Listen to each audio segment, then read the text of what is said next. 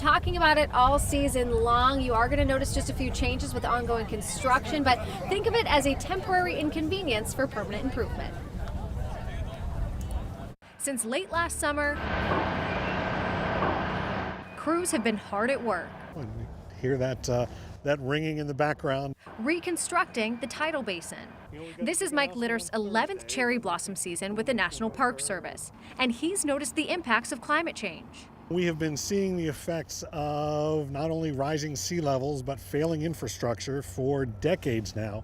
Every day, twice a day during high tide, the water of the Tidal Basin would pour over the previous seawalls, Inundating not only the cherry blossoms, but some of the walkways, and even on rare occasions, getting up to the edge of the Jefferson Memorials. But thanks to a $113 million project funded by the Great American Outdoors Act, the seawalls along the south side of the Tidal Basin and along the Potomac River are being raised and rebuilt and designed to look just like they did nearly a century ago.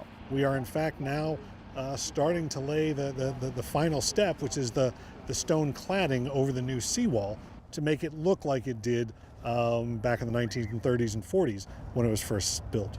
The Park Service is also working on long-term plans to improve how visitors get around the Tidal Basin, whether by foot, bike, or scooter. Overall, we're looking for, how does this iconic place, not only in D.C., but in the nation, how do we manage the millions of people that come here every year? So how will this year's cherry blossom experience be different? Litter says the impact should be minimal. Roads are still open, walkways are still open. There is obviously some fencing and some screening along a short portion of that walk.